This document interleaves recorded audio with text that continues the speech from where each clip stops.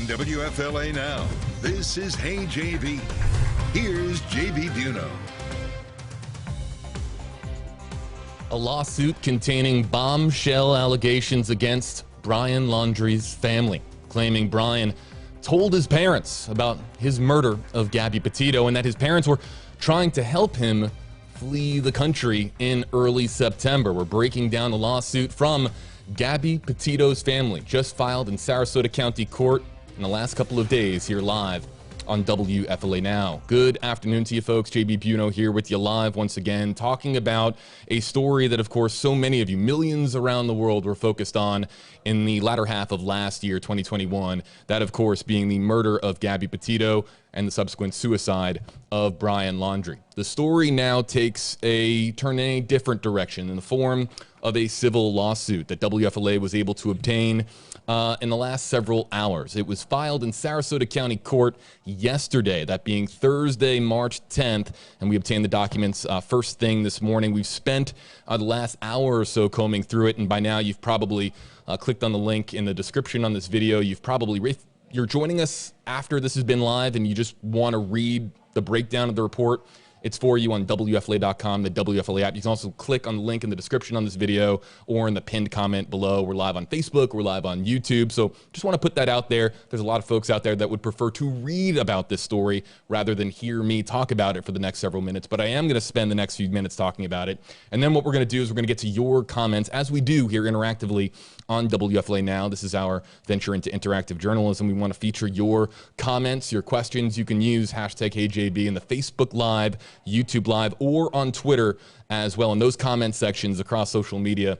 And in the next few minutes, we'll be featuring some of your questions and comments. But here it is, the complaint, a civil lawsuit. We have been talking on WFLA Now in recent months about whether or not there was going to be a civil lawsuit filed by Gabby Petito's family.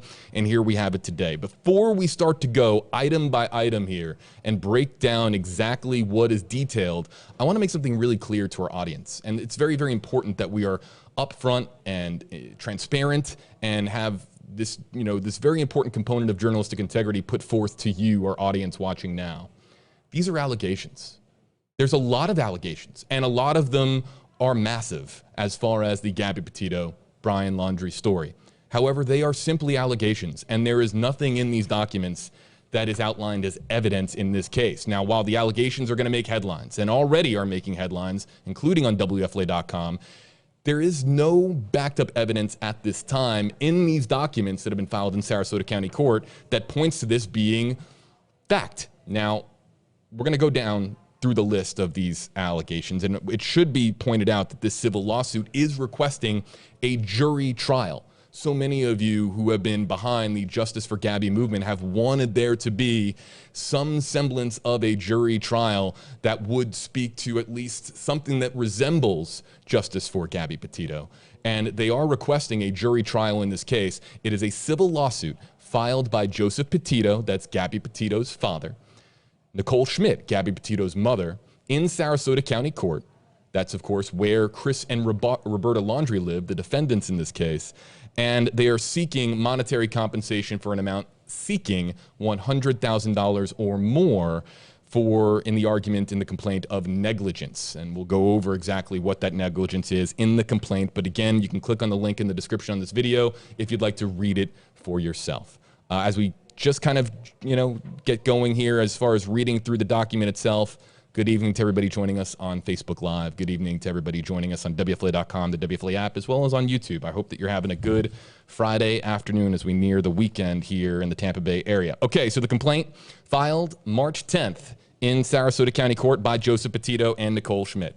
I'm going to go through this line item by line item, and I have highlighted here about 6 or 7 certain items that are of particular note.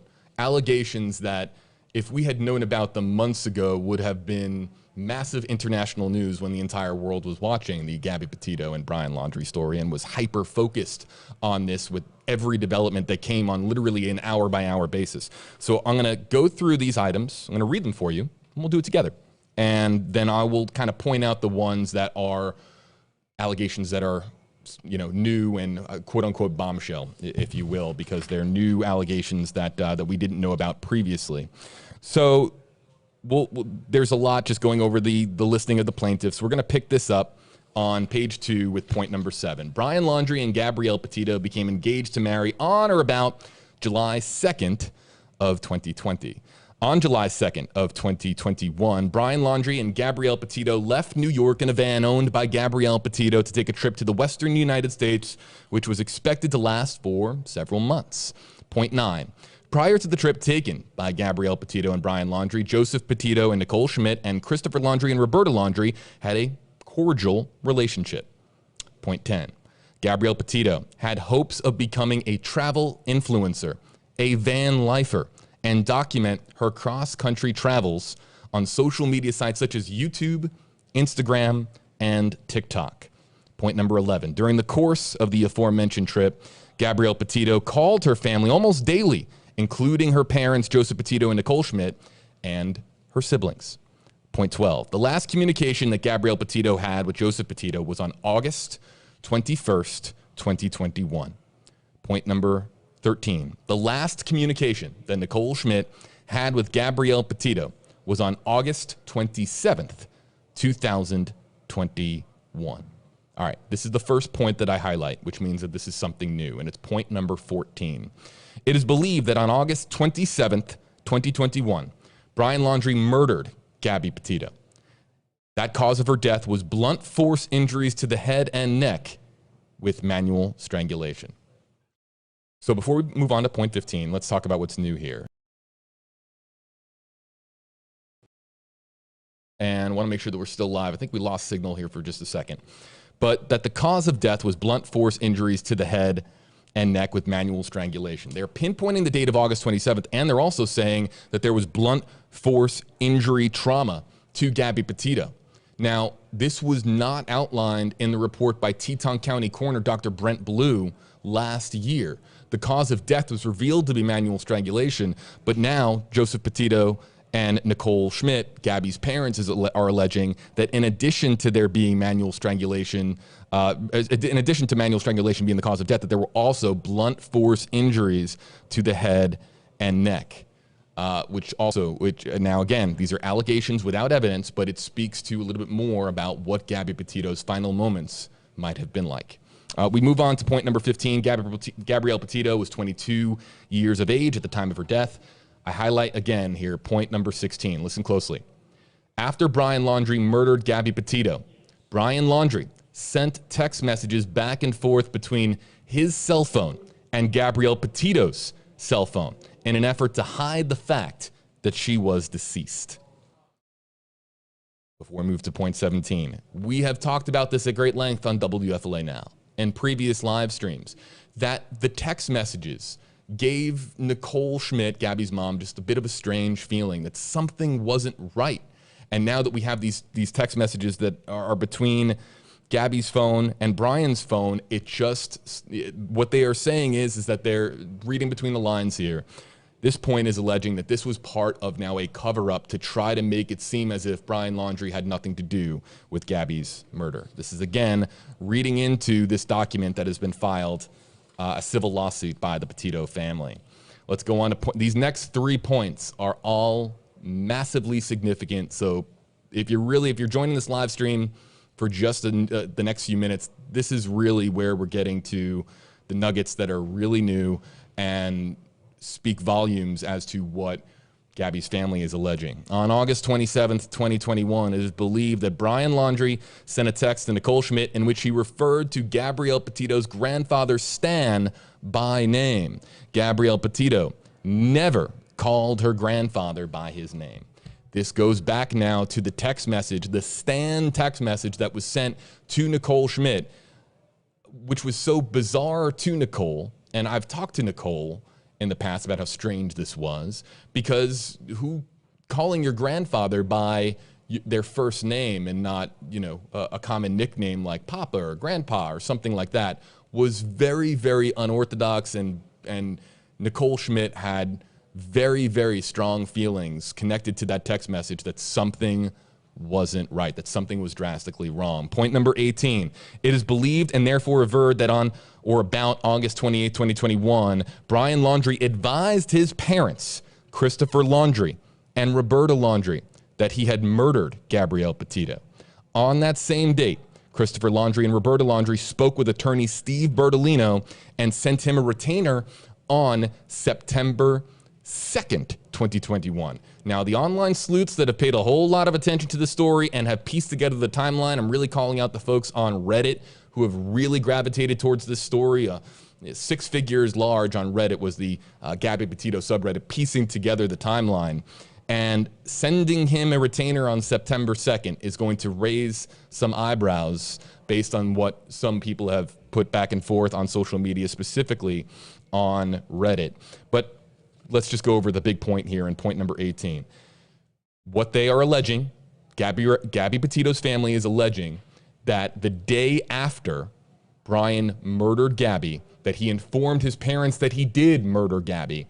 And this was the time when Brian was traveling home in the van to Florida, or approaching the time.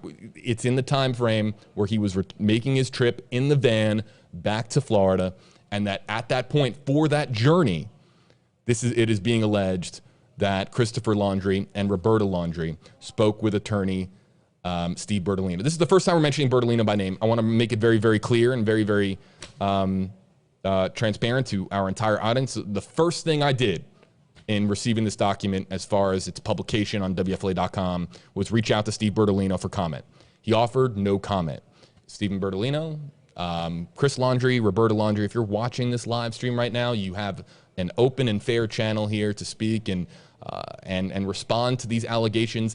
These are allegations without evidence. There's no evidence listed in this document. I can comb through it as many times as you guys would like, but there is no evidence within it. It's just allegations. So, to Mr. Bertolino, to Mr. and Mrs. Laundrie, if you would like your side of the story to be heard, you absolutely have the opportunity to do so. You have my phone number. Please reach out to me. It would be, of course, very, very interesting to be able to talk to you and hear your response to these allegations. So Mr. Bertolino is mentioned several times in this document, and that's the first time. Let's get to point number 19. On August 30th, 2021, Brian Laundrie sent a text message from Gabrielle Petito's phone to Nicole Schmidt stating that there was no service in Yosemite Park in an effort to deceive Nicole Schmidt into believing that Gabrielle Petito was still alive. I don't think that there's any context necessary for that point. The allegation is that the no service in Yosemite text, which we spent a very long time discussing on WFLA Now and with you, our audience, it was sent with the sole purpose of deception of Gabby Petito's family into leading them, or trying to lead them on into believing that Gabrielle Petito, that Gabby was still alive. Meanwhile, fear is beginning to seriously set in, and has set in likely for Nicole and Joe and the entire Petito and Schmidt families, that something has gone wrong because they're getting odd text messages and they're also not hearing Gabby's voice during this period of no communication between the 22-year-old from Florida, originally from Long Island, New York, and her family. Okay, point 20, 21, 22, 23, we're going to kind of go over, and then point 24 is also very, very big here. Point number 20. On September 1st, 2021, Brian Laundrie returned to the home of his parents, Christopher Laundrie and Roberta Laundrie, driving Gabrielle Petito's van. We have pinpointed this date. We have talked about this date many times before on WFLA Now. Point number 21. After this point in time, there was no contact between Joseph Petito and Nicole Schmidt on the one hand, and Christopher Laundrie and Roberta on the other. This is when we talk about this breakdown in communication, the lack of communication that exists between the two families of this engaged couple. Point number 22. From August 27th, 2021 until September 19th, 2021, when Gabrielle Petito's remains were found at the Spread Creek dispersed camping area in Wyoming, plaintiffs were extremely distraught and were attempting to locate Gabrielle Petito. Point number 23, while Gabrielle Petito's family was suffering, the Laundrie family went on vacation to Fort DeSoto Park on September 6th, September 7th of 2021. Just going to time out here for a second because we have also, WFLA was very, very integral as far as the revelation that there was the Fort DeSoto trip, that on September 6th to September 7th, that there was this family camping trip to Fort DeSoto Park, the campground there, Site 001, the waterfront campsite there in Pinellas County, southern Pinellas County, right here in the Tampa Bay area. We discussed that at great length.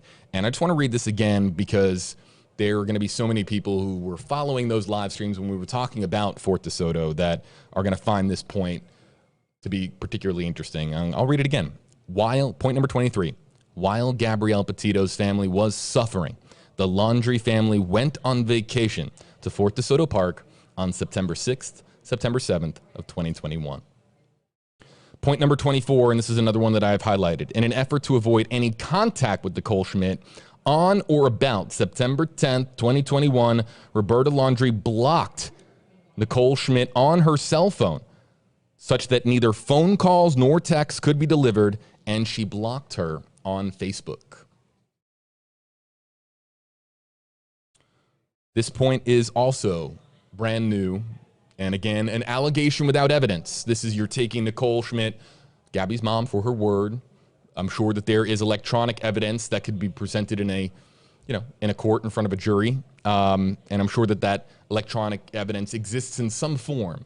But what Nicole Schmidt, Gabby's mom, is alleging is that when she was desperately trying to just find her daughter, that Brian Laundrie's mother, Roberta Laundrie, blocked her to the point where you couldn't text, you couldn't call, and also blocked her on Facebook.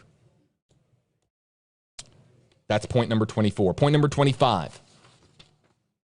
On September 14, 2021, with full knowledge that Gabrielle Petito had been murdered by their son, Christopher Laundrie, and Roberta Laundrie, through their lawyer, issued the following statement. Quote, unquote, "It is our understanding that a search has been organized for Ms. Petito in or near Grand Teton National Park in Wyoming on behalf of the Laundrie family. It is our hope that the search for Ms. Petito is successful and that Ms. Petito is reunited with her family." There's several other statements that I'll continue to read here. There's another statement, but we'll make this all available to you on WFLA.com because there's several pages of this. But I want to move on. I'm going to skip ahead. And again, the entirety of this will be on WFLA.com, but I want to just point this out. Point number 20, we're going to move on to point number 29 and point number 30. While Joseph Petito and Nicole Schmidt were desperately searching for information concerning their daughter, Christopher Laundrie and Roberta Laundrie were keeping the whereabouts of Brian Laundrie secret. And it is believed were making arrangements for him to leave the country.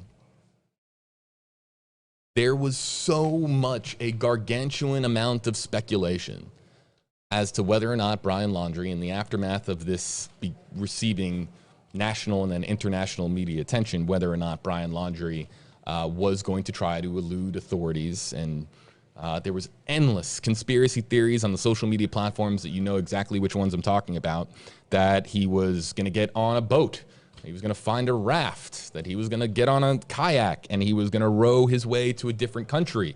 There were sightings across the country of people that appeared to match Brian Laundrie's build and his facial hair and his shaved head. People that thought that he was in Canada, people that thought he was in Mexico. The conspiracy theories were a train that had clearly left the tracks at that point, because anybody that matched that description was being photographed on a cell phone. It was a blurry image of somebody that appeared to match Brian Laundrie's description. And we tried to stay rooted in reality throughout that entire process and try to tell you that there was nothing that suggested that that person was Brian Laundrie other than the fact that it kind of vaguely matched his physical description. But I have to point out that there was so many people out there. I'm an anchor here on the internet, and I have to point out that there was a sizable amount of people on the internet who said Brian Laundrie is leaving the country. That was just their theory. That's what people were talking about online.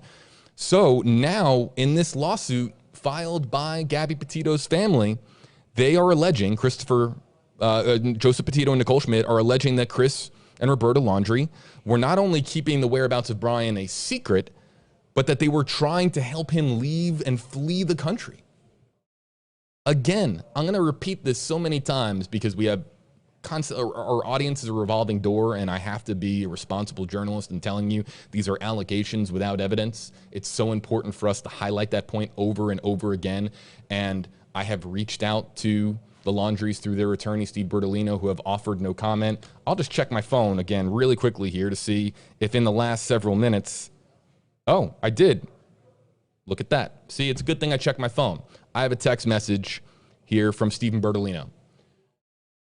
You want to just kind of let the newsroom know? All right, so I have a statement here from Bertolino, and it reads as follows. As I have maintained over the last several months, the Laundries have not publicly commented at my direction, which is their right under the law. Assuming everything the Petitos allege in their lawsuit is true, which we deny, this lawsuit does not change the fact that the Laundries had no obligation to speak to law enforcement or any third party, including the Petito family. This fundamental legal principle renders the Petitos' claims to be baseless under the law. And that's what happens when we do live streams. Traditional news reports, you gather your reports, you go on, and you present that information. Live streaming, and this is, I talk at great length, and I have talked at great length about live streaming and how that fits into the world of journalism, how so often you will have developments that happen live on stream. So in the last few minutes, Stephen Bertolino has sent this in, and you have to excuse me, everybody, because I'm going to have to send this to the newsroom so that my news team here at WFLA has it. Yeah, I'm gonna send it to Heather. Yeah. And a lot of times, all this happens via text message. So that's just happening in the last several moments. I'll read it again. Just one more time. As I've maintained over the last several months, the Laundries have not publicly commented at my direction, which is their right under the law. Assuming everything the Petitos allege in their lawsuit is true, which we deny, the lawsuit does not change the fact that the Laundries had no obligation to speak to law enforcement or any third party, including the Petito family. This fundamental legal principle renders the Petitos' claims to be baseless under the law. That is the comment. And let's make this clear again. He is saying that assuming everything that the Petitos are alleging is true, which we deny, the lawsuit does not change the fact that the Laundries had no obligation to speak to law enforcement and that the Petitos' claims are baseless under the law. I'm itching to get to some of the hashtag HeyJB comments here because I want to just kind of feature some of your comments and start to have a little bit of an interactive back and forth here with you as soon as I can, start to load up comments. In fact,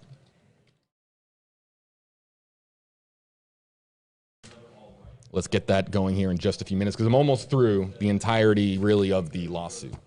So that is a response from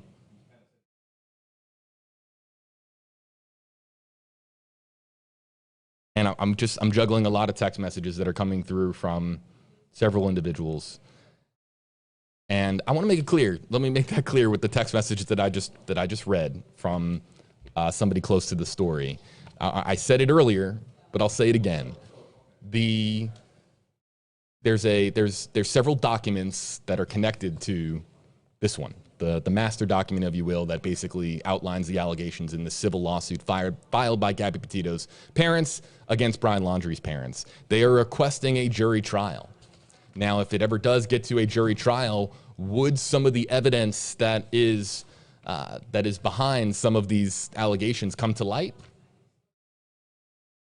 I'll just say that, again, a jury trial has been requested, and it has been filed that way, under that particular categorization in Sarasota County Court.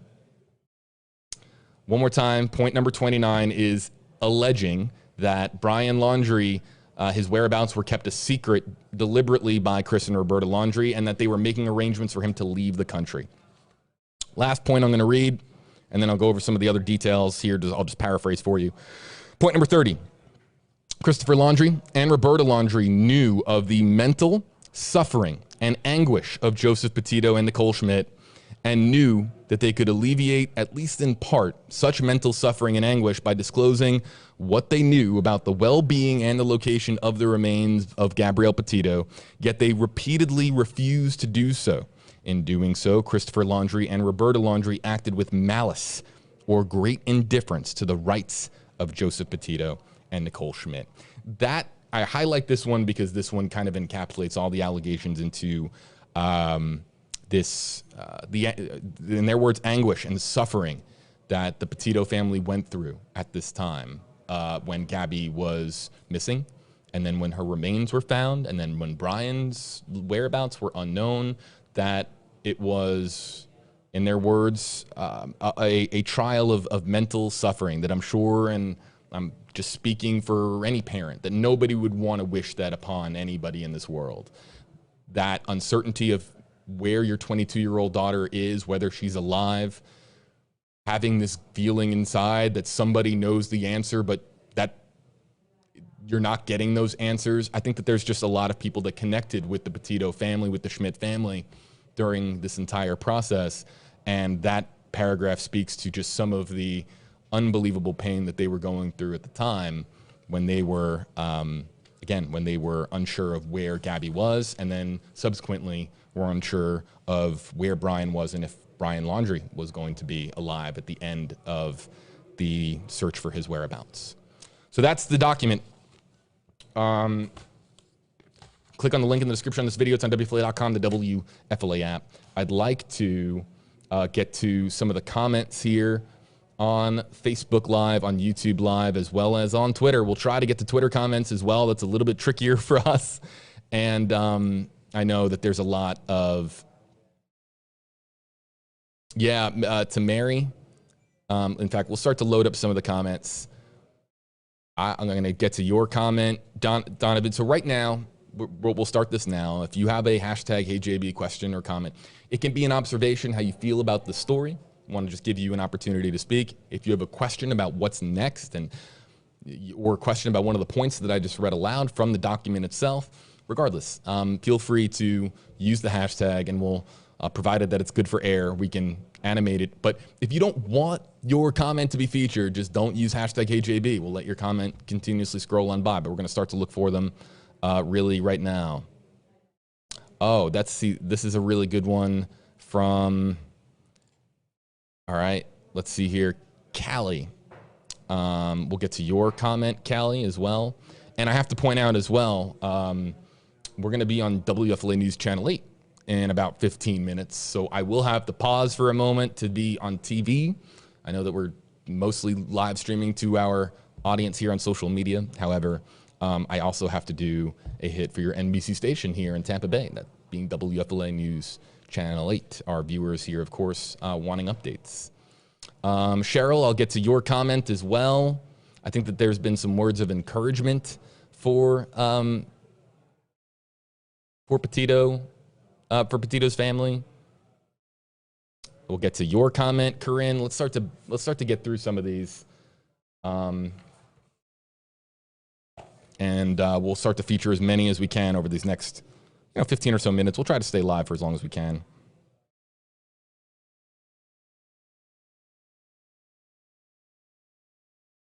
And I'm just catching up on some text messages to make sure, everybody, that I'm not missing anything, because this is pretty important. Okay, let's start with Mary's comment. Hashtag HeyJB. Oh, wait, where is it? It's there, but it's not there. Let's make sure it's there. I think that'll do it. Poof. Mary Cottrell, hashtag HeyJB, with all the civil lawsuit documents. Will all the civil lawsuit documents be published for the public to read? Absolutely. In fact, if they aren't, I'll make sure that they get published as soon as possible. But let me read something here for you. A couple of things about this, about where this goes from here, because there's more than just, there's accompanying documents to this civil lawsuit. And I want to make this clear. The categorization of the lawsuit is requesting a jury trial, which we have mentioned. They are requesting monetary compensation exceeding $100,000. It is not, of course, a class action lawsuit. I'm just reading through some of and they are claiming negligence. That is the reason for for the lawsuit being filed. I also want to point out that a summons has been written up as well, and I believe that and I'll bring it up here. I want to make sure I have this clear. I believe that Chris and Roberta Laundrie have 20 days to respond to this. Now, have they been served with these documents? I was texting with some people regarding this story before we went live, and that was a major question. We do not know if Chris and Roberta have been served these documents yet. So I would imagine that considering we have had a back and forth sort of exchange here with Stephen Bertolino, their attorney, I'm willing to bet that they are very well aware that the lawsuit exists and that they have read the lawsuit. But whether or not they have actually been served with the documents in person, that I'm not sure. Here, let's read this here. The summons are for, and I'll read this. You are hereby commanded to serve this summons and a copy of the complaint and designation of email addresses in the above styled cause upon the defendant. It goes on to list some addresses. Within 20 days after service of this summons upon the defendant, exclusive of the day of service, and to file the original of said written defenses with the clerk of said court, either before service on plaintiff's attorney or immediately thereafter. Basically establishing a 20-day window for there to be a response to this lawsuit that has been filed in Sarasota County Court here in Florida.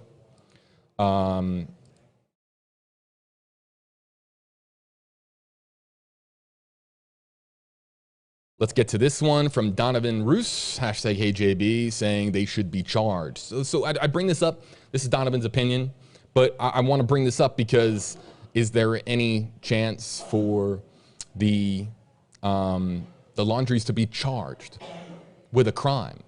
These allegations are claiming that the Laundries knew more than what they were informing the world. And were they, quote unquote, withholding information from certain parties, including law enforcement? This is something that we were talking about in the newsroom as to whether or not there's anything criminal in nature here. Now, we have brought on esteemed FBI expert Jennifer Koffendorfer, who's joined us on WFLA now, who told us just a few weeks back, she was here in Tampa with us at WFLA, and she told us that she does not think that at this time that there's any grounds to file charges against the Laundries. Otherwise, they would have filed charges to begin with before the culmination of the FBI investigation was put out online in that public release earlier this year. So, guys, everybody, just excuse me for a second. I just have to put on a microphone for TV. But yeah, this is Donovan's opinion that that they should be, but again, it's very important to point out this is a civil lawsuit. All right, is that okay? Don't want to break your microphone. All right, put that down there. Yes, big microphone in my face for live streaming, a little microphone in my face for television. Okay, let's get to this comment from Callie. This is an excellent question. Is Cassie Laundrie included in the lawsuit? The answer to this question is no. There is no mention of anyone in the lawsuit other than Gabby, Brian, Chris and Roberta, of course their attorney, Mr. Bertolino, and then Joseph and Nicole. As far as Gabby's parents, Brian's parents, I'll just kind of go through it here, scanning again. I believe that those are all parties mentioned in this lawsuit. Yeah, that's it. Cassie Laundrie, who of course, and you've been seeing her kind of flash in our rotating video here on your screen, is not included in this lawsuit. Cheryl Lewis, hashtag HeyJB. I just want to say that Nicole is a wonderful mother. She knew from only typed words those messages were not coming from her baby. Much love going out to Gabby's family. This is just one of the many comments that we have had come in that are extraordinarily supportive of Gabby Petito's family. And I'll just say this, for kind of some of the social media activity that I've received in recent months, really recent weeks, but recent months, there were so many people that were hoping that we would get to this point, or so many people that were hoping that this point would be realized, that there would be more information that would come to light. I think that we're all seeking more information. right? Always trying to get to the heart of what happened in a particular story. That's what we do as journalists. But that's, as you as readers or as watchers, that's what you want as well. You always just want the truth. You want fact. And this story left a bad taste on a lot of people's mouths around the world, because there were so many people out there that still felt like the truth eluded them, that we didn't know why Brian killed Gabby, and wanted to know what was in the notebook. More on the notebook here in just a moment. In fact, we'll go to the notebook comment from Corinne Gray. #HeyJB, do we know anything about what was found in the notebook where Brian had supposedly confessed? We were on live stream with 8 on Your Side senior investigator Walt Petito, talking about some of the details that were, that came out in the aftermath of the FBI's full release. And what we had found is, as far as the notebook there, the discovery of a wooden box, photographs that were found there at the scene and the Carlton Reserves. That's the topic of a different live stream, and I'll try to link on Twitter to my other live stream. And there's other articles on WFLA.com that detail what was found near Brian Laundrie's remains there in the Carlton Reserve. But there was a whole lot more. But to answer your question, Corinne, do we know what was found in the notebook? We don't. There was also a handwritten half note, as it was called by authorities, and we don't know what was on that note. We don't know if that was the note. We don't know if the notebook contained a lot of information, a little bit of information. We just know that there was enough that the FBI was able to conclude that Brian claimed responsibility for Gabby's death. That's really what we know. Let's go to YouTube. Let's start getting into some of the YouTube comments. Really appreciate our YouTube audience joining us. Real Gamer on YouTube, #HeyJB. So do you think this is likely to head to civil trial? Is there still evidence that that has yet to be presented to the public?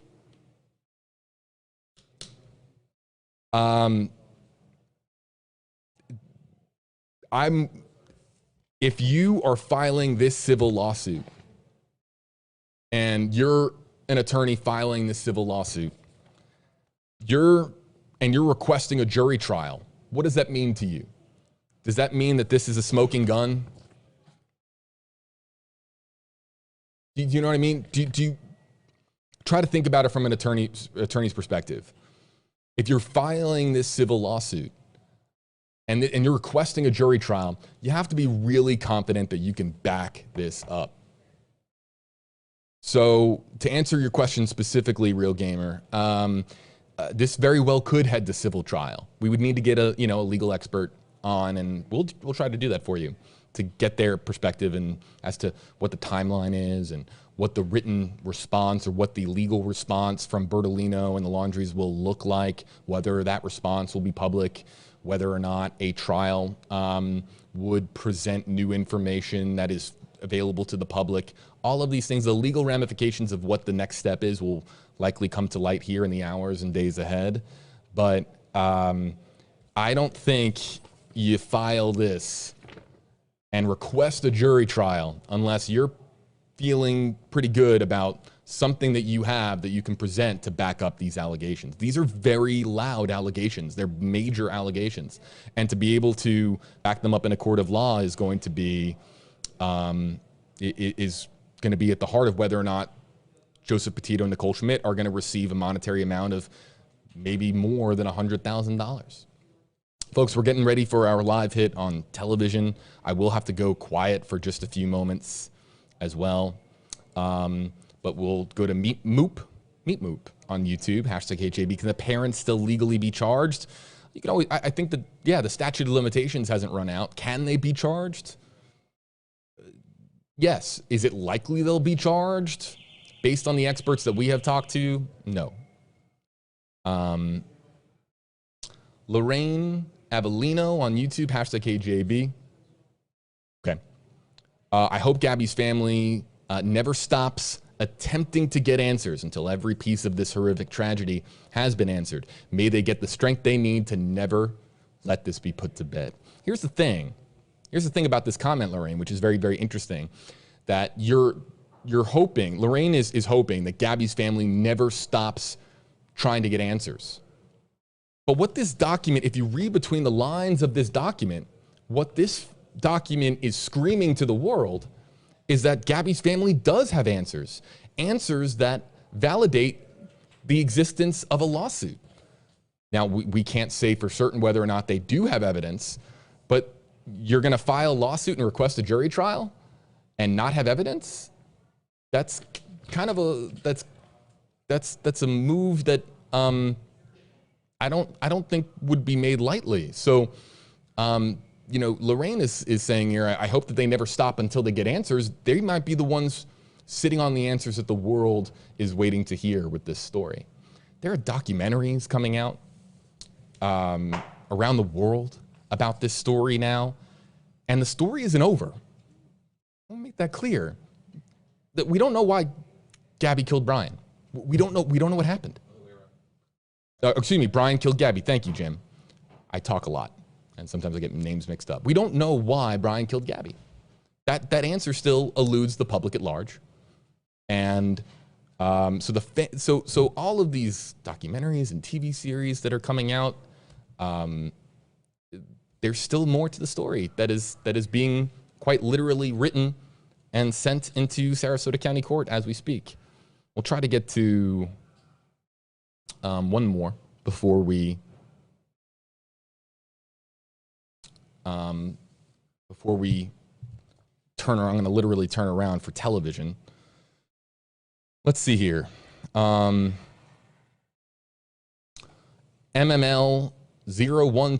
on YouTube, hashtag HJB. What happens if the Laundries don't answer within the 20-day window? Does that mean the lawsuit is dismissed? No, I think that it just opens them up to legal ramifications if they do not respond, but they have to be served with the documents. That's the thing. You have to, when we're talking about court summons, we're talking about the actual serving of the documents. Someone who will present these documents formally to ensure that they have in fact been received. There's also mention of email addresses in the civil court accompanying documents. So I have not yet heard if they have received those documents just yet. If I do, of course, I'll make it available on my WFLA Twitter account and on my other social media platforms. A lot of folks watching on the WFLA JB Facebook page. I'll try to hop on Instagram after this as well to talk to some of the folks on Instagram. Lee Yvonne on YouTube, hashtag KJB, is the FBI case closed? Yeah, I mean, it's closed in the sense that it's no longer in day-to-day active investigation. That was basically the summation that they put out in their release online saying that this is what we have. And they put that out, I believe it was in January. And it closed, though I don't like using that word, because it's closed, but could it be reopened? Of course. Falls within the statute of limitations. There's opportunities, of course, that arise with any new evidence that is presented, if there is new evidence that is presented. But is it like, are the FBI right now in a headquarters style room with a big whiteboard writing down facts and working through this as we speak? No. This is in large part no longer an active investigation, the FBI moving on to other cases, but always is there the opportunity for them to revisit it should new information or evidence come to light. Folks, I have to I'm going to turn now, and we got to get going here for WFLA News Channel 8. So we're going to do this live. I'm going to stay with you live because I want to get to as many of these questions as possible. But if I go, yeah, I do have a couple minutes, right? I've got a couple of minutes. But Josh Benson, of course, folks know, big shout out to Josh, is on the anchor desk right now here at WFLA News Channel 8. And he is going to do a little bit of a Q&A with me on your NBC station here in Tampa Bay, that being WFLA News Channel 8. And then I'll resume the live stream for another 15 or so minutes to answer as many questions as possible and kind of talk about where this goes from here for you, our Facebook Live audience, our YouTube Live audience. And let's make it clear, too, on WFLA.com, the WFLA app, that's where you can read the latest on this story. So we're just going to get a couple things good to go here.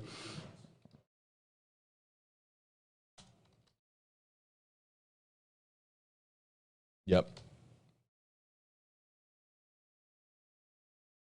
And coming up next in the comments section, let's in the meantime, while we wait for our live hit on television, we'll look for some more hashtag KJB comments on Facebook and YouTube. Sam Harris, your comment, we're going to bring that up. I can't answer it, but we'll bring it up because you're not the only one asking it.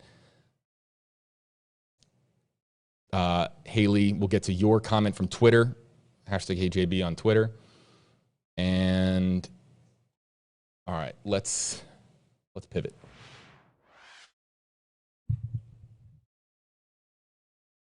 I got you, Morgan. Got it.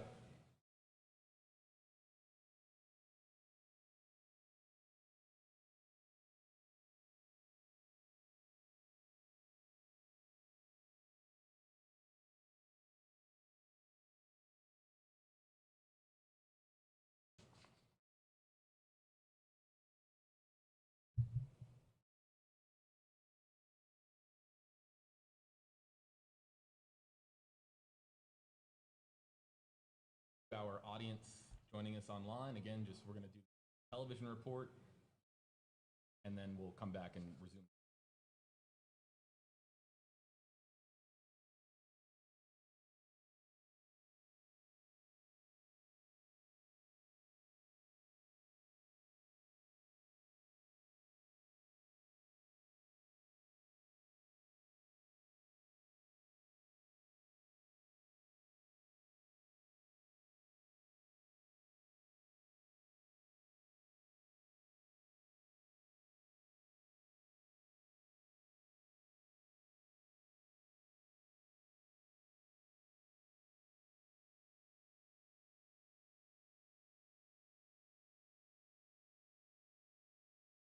Gotcha.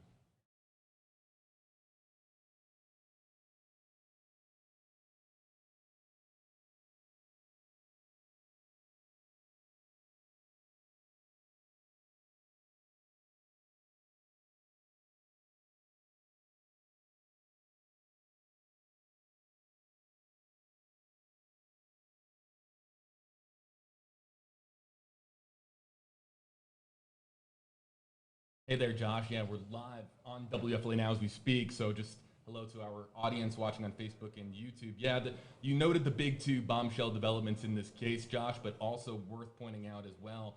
In early September, Nicole Schmidt, Gabby Petito's mother, claiming in this lawsuit now that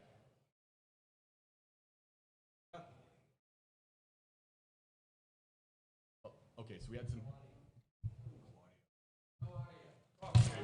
1, 2, 3, 4, 5. Nope. Oh, yep, it got unplugged. His mic came unplugged. He yanked the plug out. The plug came unplugged when I rotated. Oh. No, keep that on. Keep it on. Okay.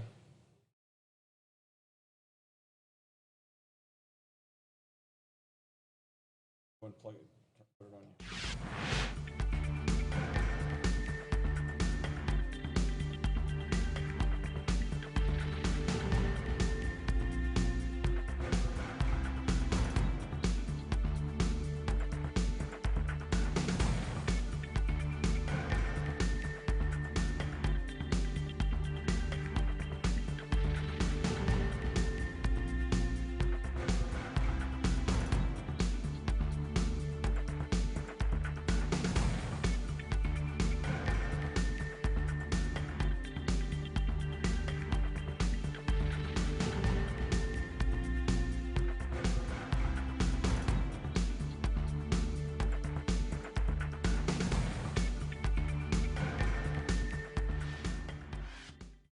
Hey everybody, the stream is going to be ending on YouTube, or excuse me, ending on Facebook and continuing on YouTube. We'll be right back.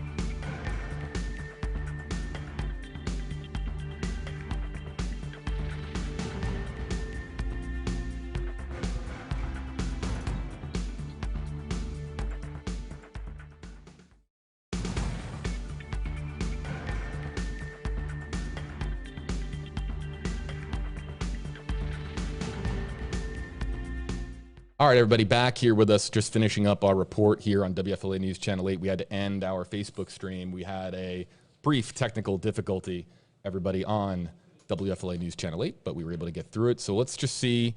We're still live on YouTube for a good 6,000 or so people. Hello there to you. Good afternoon. We'll try to address as many of these hashtag HeyJB comments before we have to wrap up. So we'll do another 15 minutes or so, everybody, on our YouTube page, as well as on WFLA.com, the WFLA app. And let's get to this next comment. Oh no, I believe that we lost the ability to animate comments. Okay, so we're gonna just kind of shout out some comments that are coming in from YouTube. So YouTube, I'm just gonna speak to you guys directly, because we're only live on YouTube as far as your comments. I think that there was one Twitter comment that we had in the queue as well. Let's go to hashtag HeyJB on Twitter. Try to load up a couple of these as well. But by now, folks, and let me just make this very, very clear, you can go to WFLA.com, the WFLA app, click on the link in the description on this video if you want to read the latest on our website and on our app. All right, so let's come back and let's see here. Yeah, Linda Ferg, we talked a little bit about Cassie. Let's get to USA 188. So Bertolino's comments, even if allegations were true, the claim is baseless because Laundrie's had no obligation to speak to law enforcement. So the Petitos get this jury trial, the evidence comes out, and then is there now enough then to charge the Laundries criminally?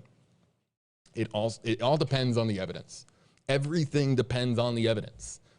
Now, this lawsuit is kind of the introduction of, or these documents are the introduction of a civil lawsuit, and whether or not the evidence will ever come to light that they may or may not have, that's all based on where this kind of goes from here. Could this get settled out of court?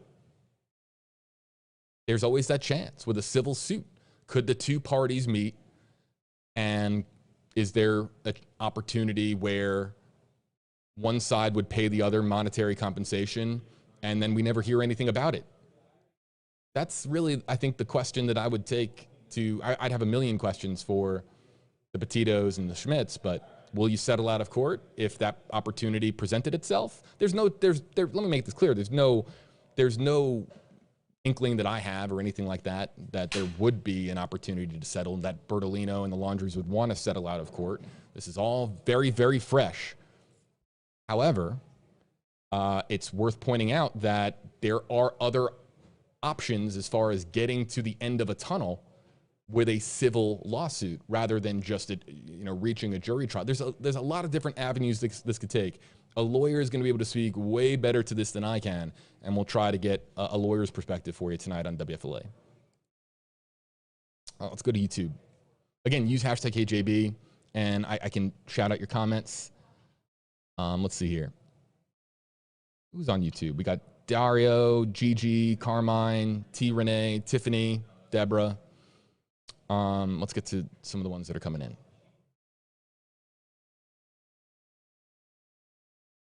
Amber Energy Healer and Tarot, hashtag HeyJB. Doesn't the Fifth Amendment only cover someone from self-incrimination, double jeopardy, and jury trial? Not possible.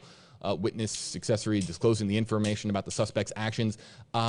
Listen, the Laundries can continue to remain silent. That is their right. This is their right under the Constitution of the United States. And let's remember that it's Bertolino who was very, very honest in his text message, saying, and he's repeated this to me several times, he's saying, look, I'm the one directing my clients to remain silent. And all communication that is being done back and forth between any party with his clients, Chris and Roberta Laundrie, is through Stephen Bertolino, the attorney. So there's nothing that leads us to believe that we're going to all of a sudden now get the Laundrie side of events, even though so many of you would be fascinated to hear from the Laundries, and it would be a massive turn of events in this case, in this story. There's zero sign on the wall, so to speak, that all of a sudden there's going to be this massive about face, and we're going to have the Laundries, telling their side of the story. I, for one, I'll just be very honest. I'd be the first one to show up to hear from the Laundries, just because I want to know the answers to so many questions. And I'd like to also point out, and we would find out months after this story kind of settled a bit, that this ended up being the most watched live coverage online of the Gabby Petito and the Brian Laundrie story. As I unmic myself for Jim, I want to just make it very, very clear that the opportunity to come to speak for Bertolino, for Chris and Roberta Laundrie, Cassie Laundrie, any member of the family on both sides, you have an opportunity here to speak. You have an opportunity to share your story. I will be asking questions. It's not just an opportunity for you to come up and say whatever you want to say. It's an open forum, an open invitation for an interview. And to Bertolino, to the Laundries, you're always welcome to come on WFLA Now. That's my promise. Let's see here. There's somebody who just commented, "What's the news?" The news is in the big banner on the bottom of your screen. A lawsuit claiming Laundrie told his parents of the Petito murder and the day after it happened, and allegations that they tried to help him get out of the country, which is a pretty wild one. There's several wild ones. Let's just recap these allegations because they're big. Allegations without evidence that we know about at this time. Could evidence come out later? Sure. But right now they're just allegations. The big one is that, again, the lawsuit by Gabby Petito's parents are claiming that in the day after he murdered Gabby, he told his parents that he did the deed, that he did that act. The next one is that it wasn't just manual strangulation, that she also had blunt force trauma on her, that her remains indicated that she also that she had suffered from blunt force trauma at the time of her death as well. The other one is that, as we just talked about, that she that Gabby Petito's parents are alleging that the Laundrie parents were trying to help Brian flee the country. That's a big one. And the last one, to me, I think the four massive revelations come down to this fourth one, is that Nicole Schmidt, when she's just trying to find Gabby, was blocked on Facebook and blocked on her phone from contacting Roberta Laundrie. It's one thing to not answer somebody. Everyone's seen a phone call and decided not to answer. Maybe it's not a good time. There's so many people that will choose not to respond to somebody. Happens every moment of every day. But to block somebody, that is a deliberate act. That is you taking a step in your phone and on Facebook, allegedly, to block somebody. And you're trying to block somebody, allegedly, who is just trying to find her daughter. It's a pretty big revelation in this lawsuit.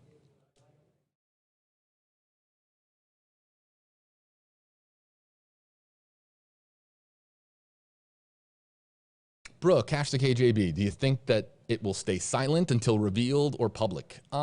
Listen, I can only make a promise to you in this way. If I get any evidence, it's going to go onto WFLA.com. I am an employee for WFLA. It's going to go on my WFLA JB Twitter, Facebook, and Instagram. Let me also, too, talk just really quickly about how I came about these documents. So, yeah, I was the one. So here's how this worked, okay? And I want to make this very, very clear. I promised everybody, I promised all of my viewers out there that I would stay on this story. I gave you my word, right? You guys remember, I ended every live stream by saying that if I still had questions that were unanswered, I was going to stay on the story. So every day I check these certain places for documents. I dig for documents. It's what journalists do. You dig for documents on the stories that matter the most to you. And I've kind of had this relentless sort of, reminder in my head that so many of you, thousands, if not tens of thousands, hundreds of thousands, however many of you that are still seeking information on this story, that have watched me or followed me, that you're looking to me for information. I don't take that lightly. I want to make that as clear as I possibly can. So I've been digging every day behind the scenes. I can't tweet about it, can't talk about it. I'm not going to tell you that I have, today, day 47 turns up nothing when I looked at this particular, document source. But I promised you that if I had something to bring you, I would bring it. And I've been digging for documents every single day. And today we found them. As immediately when they were available, we had them. And it was because of our commitment to you here at WFLA that we were going to continue to pursue this story. It's that simple.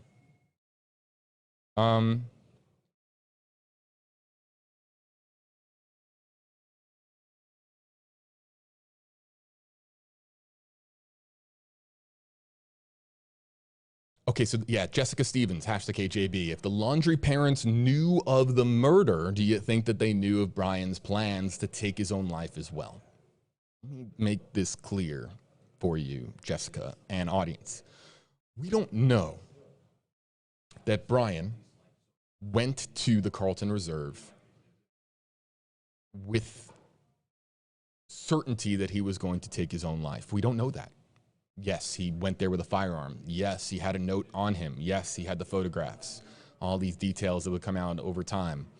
And it's easy for us to assume that Brian left his house that day and eluded police surveillance and got into the Carlton Reserve with the full intention of claiming his own life. We don't know that to be true. Brian Laundrie could have said, I'm going to try to just get away from all... Yes, he brought the fire. Was he going to use the firearm to defend his own life or keep himself safe? And then he decided to, once he got to the Carlton Reserve, it's dark subject matter.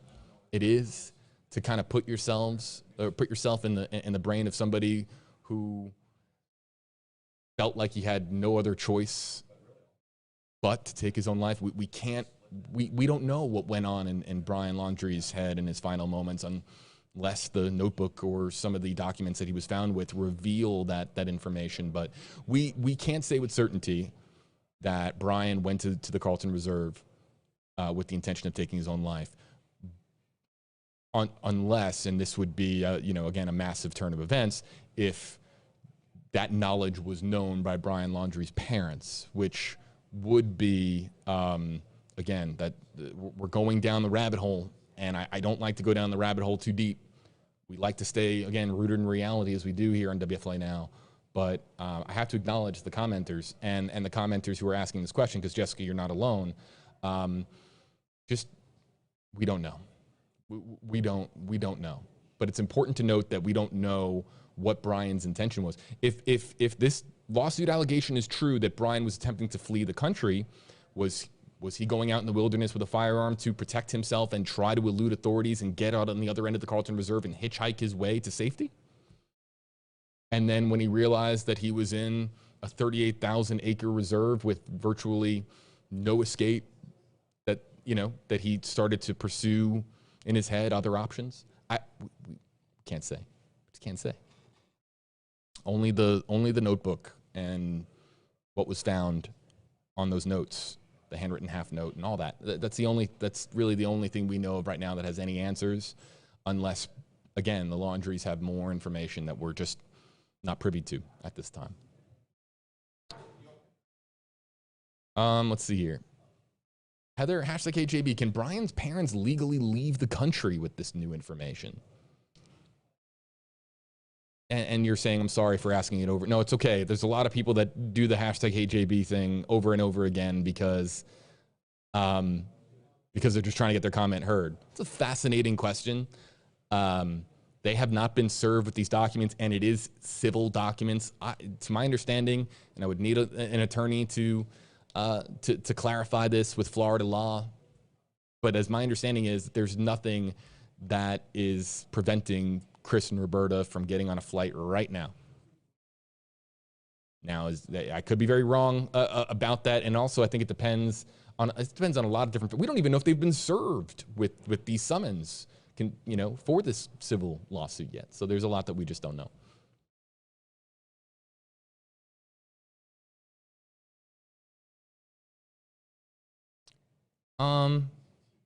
Lisa Lisa's spirit readings on YouTube, hashtag HeyJB, do you think that he might have written about his parents helping him in the notebook that they found? Again, Lisa, I'm just going to be honest. I'm just trying to stay as rooted in reality as we possibly can.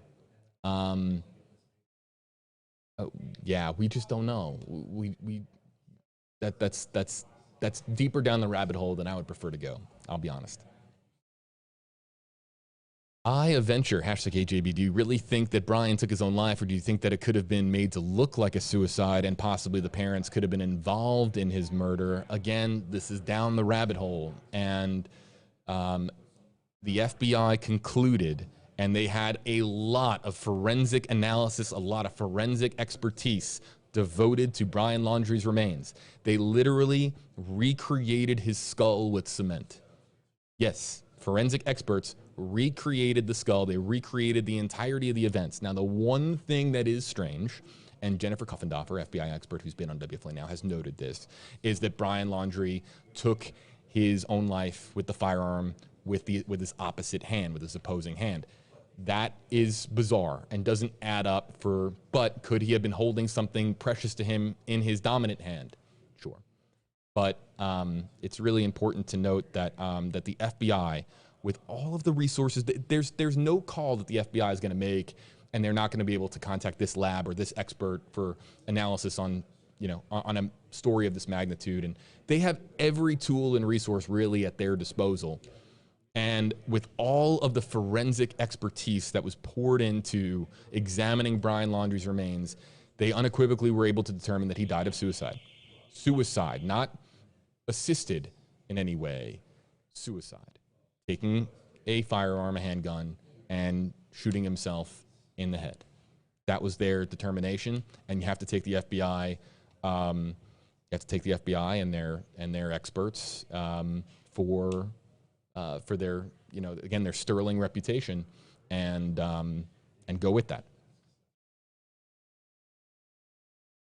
There was a comment about whether or not Stephen Bertolino can represent the Laundries, being that he's in New York, he's in East Islip. I should know. I grew up there on Long Island way back when, and now I'm down here in the Tampa Bay area. But yeah, Mr. Bertolino, by all accounts, has every right to represent his clients in this case, and will likely do so. He continues to do so, and texting me comments. In fact, let's just check the phone here for a second and see if anything else has come in.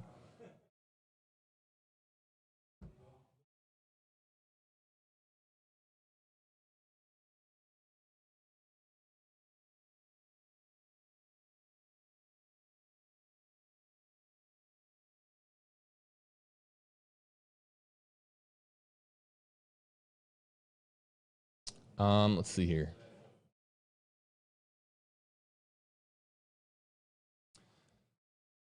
So I want to read, so to Perplexed comment, the only way the lawsuit would go anywhere if they had solid proof that the parents knew, and they do not have that proof. You don't know that.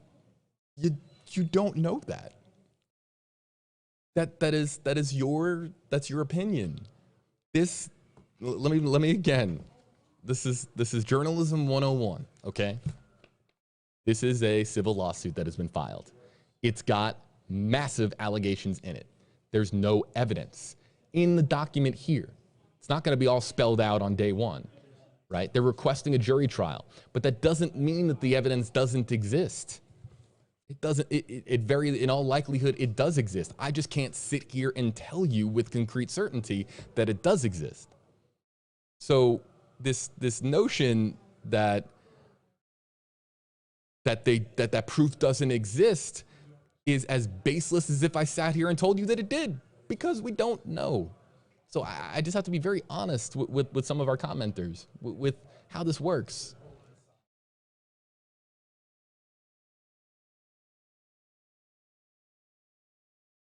Sean is asking, is this the first step towards justice for Gabby? We'll do this for our YouTube audience, because we do have to, that Wendy's comment, we do have to get going in a moment. But let me ask you this, okay? I'll ask it to our YouTube audience. Give me a thumbs up emoji if you think that justice for Gabby is still possible. But before you do, think about it for a second. And give me a thumbs down emoji if you don't think justice for Gabby is possible at this point. And maybe you can give me a reason as to why. But really think about it. Justice for Gabby Petito. Is it still possible? Brian Laundrie, who murdered Gabby Petito, is dead. His parents are now facing a civil lawsuit.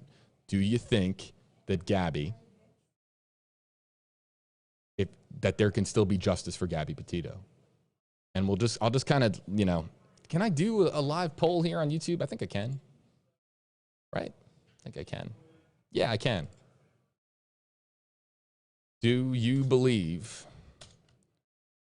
there can still be justice for Gabby? We'll just ask. It's just a very matter-of-fact kind of question. I'm seeing a lot of combination thumbs ups and thumbs down. If I'd asked this question yesterday, it would have been thumbs down across the board. But now we have the civil lawsuit, which kind of is a new development. All right, so this is my first YouTube poll. We usually do Facebook polls, but let's just try this out. YouTube, do you believe that there can still be justice for Gabby?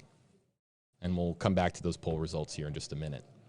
And if you're joining us on WFLA.com, the WFLA app, hop over to YouTube, and we'll see exactly what those poll results are in here in just a minute.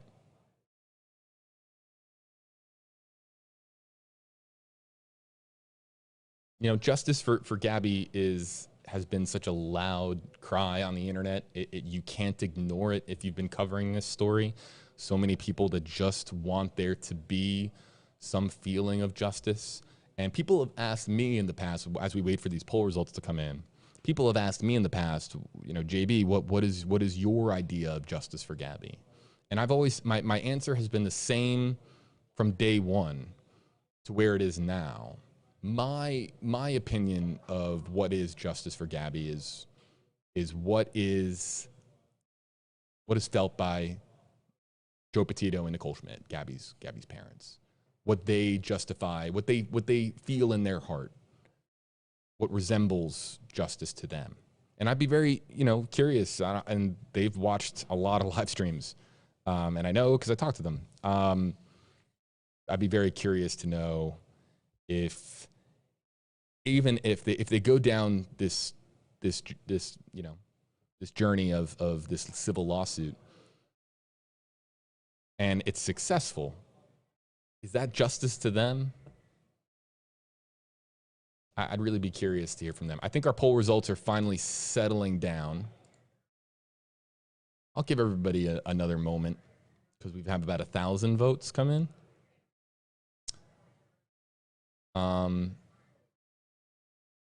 Let's see. A lot of folks saying some really kind comments, by the way. They're scrolling up so fast now that it's really hard to read them. But I do see that there's a lot of very, very kind comments directed towards me. That's very, very kind of you. Thank you. But yeah, I in every story that I cover, I try to deliver just some compassion for those involved. Otherwise, before you know it, the year's going to be like 2050 and just robots are going to anchor the news. If we don't have compassion as journalists, and if we don't try to speak to the humanity in all of us, then we might as well just have robots anchor the news.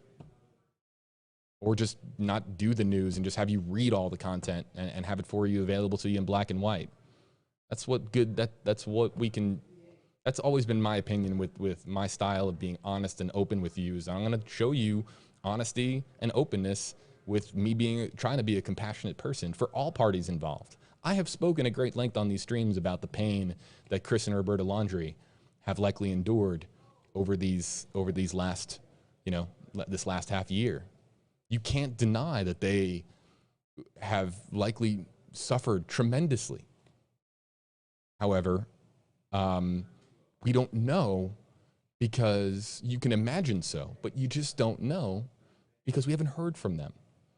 Now we have heard through their attorney that they have been grieving And you can only imagine what that is like, to go from having a 23-year-old, 22-year-old engaged couple living in your home, literally living in that home on that street in Sarasota County, Florida, in Northport, and then going on this cross-country road trip, one coming back alive, the other one not, and then the other one, taking his own life a couple months later or a couple of weeks later.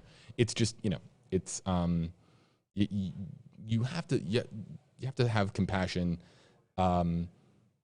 in telling these stories. Otherwise, I really do think that in a few years or decades, just robots are going to anchor the news. I really do. All right, so let's end the poll. I think we're holding firm here at this 63-37 split. All right, hit end poll. There it is. Do you believe that there can still be justice for Gabby? 63% say yes, 36% say no. Why would you say no? Because Brian Laundrie is deceased. He claimed responsibility for her death, according to the FBI. So there are going to be those who believe that we are past that point, but that you can still, but that just because you can't get justice for Gabby doesn't mean that you shouldn't pursue this civil lawsuit. Would be those, I think, who would vote along those lines. So, and then those who say yes, well, then you're glass half full, and you're holding out to hope that there can be some semblance of justice for Gabby Petito, because she had her whole life ahead of her, and she was beloved by folks here, especially in the aftermath of her death. People would comb through her social media accounts and watch her videos and say that they felt like they had some connection with her. I think that there was a lot of folks that commented at me in previous live streams that said that they felt that Gabby reminded them of themselves at the age of 20, the tender age of 22. How many of us just want to, go drive across the country, especially after the pandemic? We all just want to. It would have been nice for all of us to just get in a car and drive across the country. She did it here on your screen, and then it ended tragically. And I think there were a lot of people that felt some very, very special bond with Gabby.